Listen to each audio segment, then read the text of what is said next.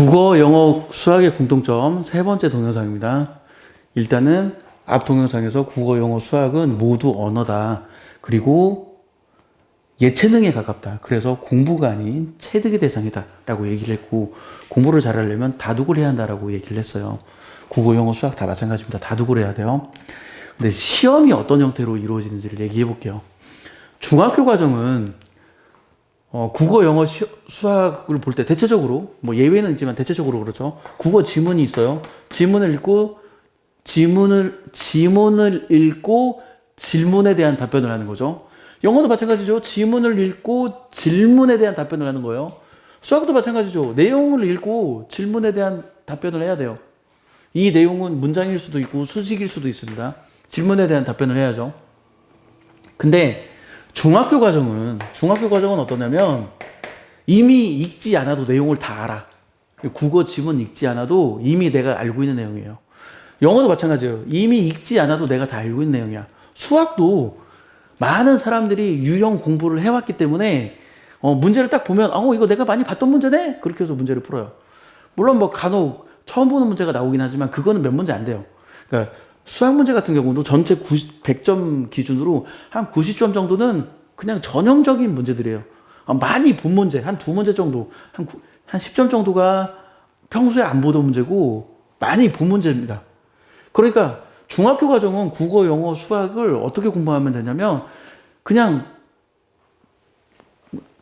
암기하면 돼요. 국어책 열심히 읽고 영어책 열심히 읽고 수학, 유형 열심히 공부해가지고 하면 돼요. 그런데 고등학교는 그러지 않습니다. 고등학교는 일단 국어, 영어, 수학이 일단은 지문이 길어요.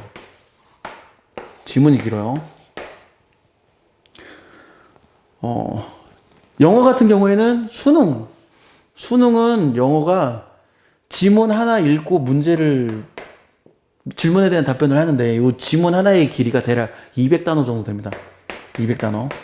그래서 200단어를 1분에 읽어야 돼. 수능 문제를 풀려면 200단어를 1분 안에 읽을 수 있는 영어 능력을 갖춰야 돼요.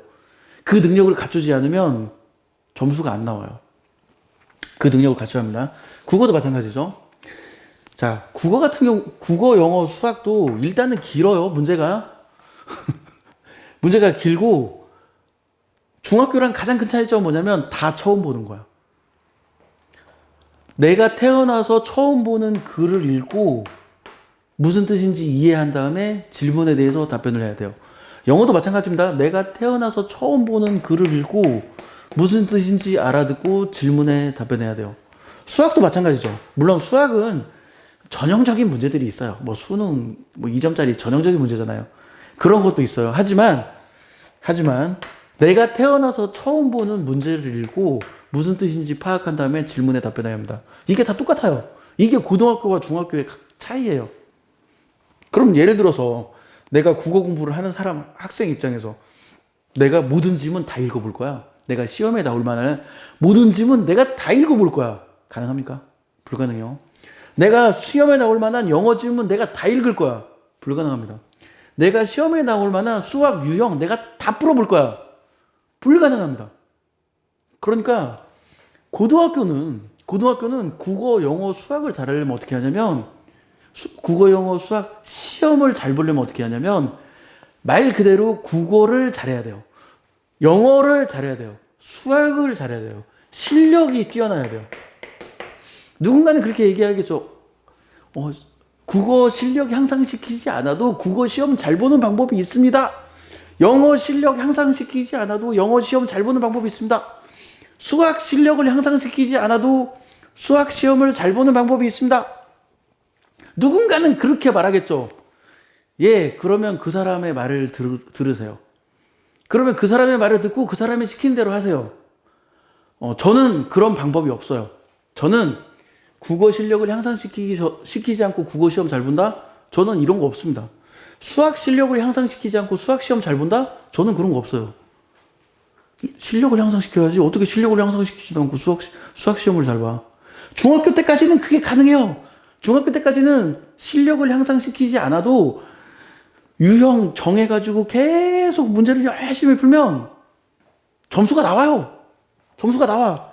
실제로 제가 가르쳤던 학생들 중에 중학교 2학년인데 아니 1차 방정식도 못 풀어.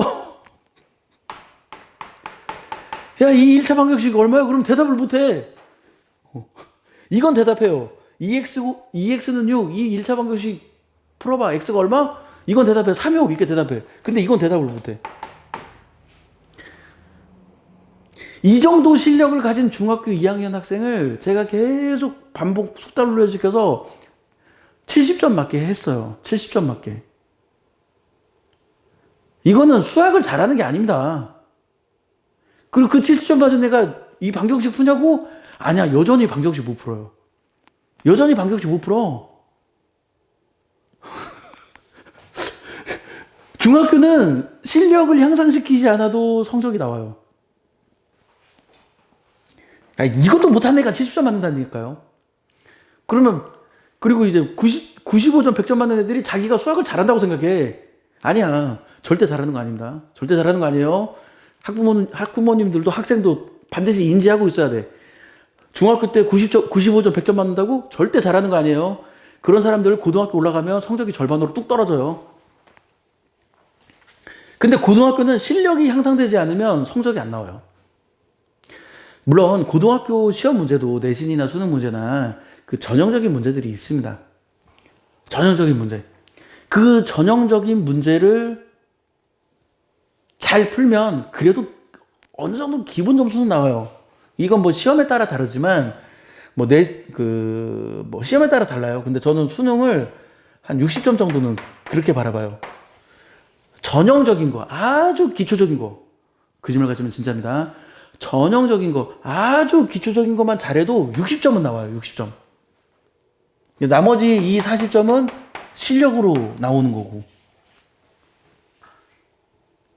그러면 60점이 안 되는 애들은 아예 수학 실력이 없는 거예요. 진짜로 60점 안 되는 애들이 고등학생들 수능 60점 안 되는 애들의 수준이 어느 정도냐면 2차 함수 꼭지점을 못 구해. 고등학교 3학년 애들이 2차 함수 꼭지점을 못 구한다니까요. 진짜 농담이 아니고 진짜요. 2차 함수 꼭지점을 못 구해. 고등학교 3학년 애들이 60점 안 되는 애들이 그래요. 그리고 2차 방정식의 근과 계수의 관계 이런 거 몰라. 이거 부채꼴 넓이 못 구해요. 반지름이 아니고 중심각이 세타인 부채꼴의 후의 길이, 부채꼴의 넓이 이거 못 구해. 그런 애들이 60점이 안 돼요.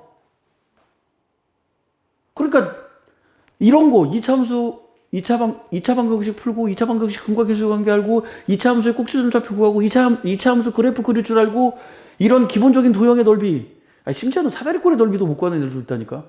고등학교 3학년 애들이 그것만 제대로 해도 60점 나와. 60점이 뭐야? 70점 나오겠다. 그것만 제대로 해도 70점 나와요. 내가 보통 때는 75점이라고 얘기하는데 4분의 3 정도는 나온다고.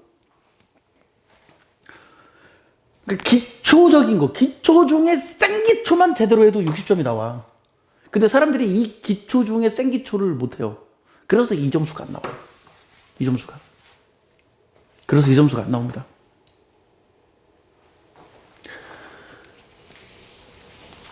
핵심입니다. 핵심. 중학교 수학을 못하고 고등학교 수학을 못하는 이유가 뭐냐면 수학을 공부를 하기 때문에 그래. 체득을 하지 못하고 공부를 하기 때문에 그래요.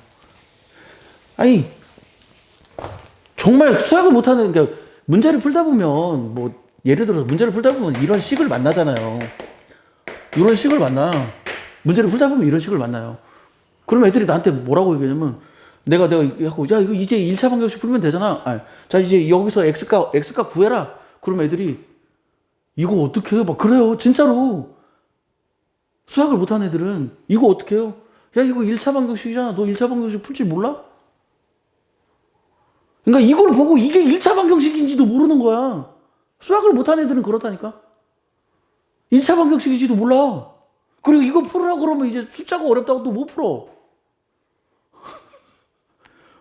숫자가 어렵다고 못 풀어요. 제가 학생들한테 이 얘기 정말 자주 하는데, 야, 이거 전개하는 애들이 이거 전개 못한다? 이거 인수분해 하는 애들이 이거 인수분해 못한다? 그럼 애들이 막 웃어. 키키키 하고 뭐 웃어요. 무슨 생각이 드냐? 아, 그럴 수도 있지. 이런 생각이 들어? 아니면 저것도 모르다니 병신 같은 놈들 그런 생각이 들어. 저것도 모르다니 이런 생각이 들어요. 그렇지. 너희들이 곧 경험할 거야. 아, 내가 그런 병신 같은 놈이었구나. 너희들이 곧 경험하게 될 거야. 라고 얘기를 해주면서 이제 수업을 이렇게 진행하면서 진도 나가면서 제가 이제 이런 부분을 만나는 것들을 얘기를 해주죠. 이런 부분 만나는 것들. 애들이 몰라. 뭐 어떻게 할지를 몰라. 그러면 야, 내가 너희들한테 이 얘기 해줬잖아. 지금 이게 두 개가 똑같은 문제다. 이렇게 얘기해줘도 학생들이 똑같은 문제인지를 몰라. 두 개가 똑같은 문제라고 얘기를 해줘도. 그런 일들이 발생합니다.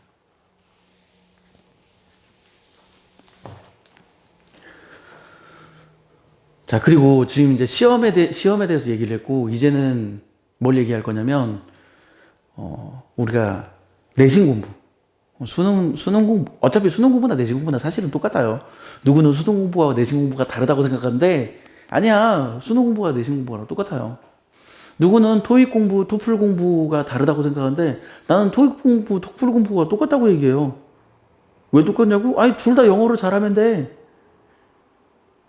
일단 영어를 잘한다는 기본 베이스를 깐 상태에서 토익 시험을 연습해서 토익에 익숙해지면 돼요. 아, 수학도, 이것도 마찬가지예요. 국어든 영어든 수학이든 일단은 그냥 그걸 잘하면 돼. 일단 수학을 잘하면 돼. 수학을 잘하고 내신에 대해서 조금 연습을 하면 돼요.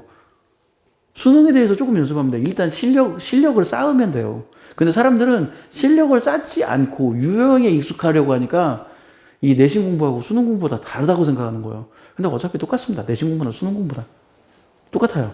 그래서 이 다음 동영상에는 어떻게 하면 내신 시험에 대한 공부를 할 것인가, 그거를 설명하는 동영상입니다. 공개가 되어 있다면 이 위치에 있을 겁니다. 지금까지 밝히겠어요. 마칠게요.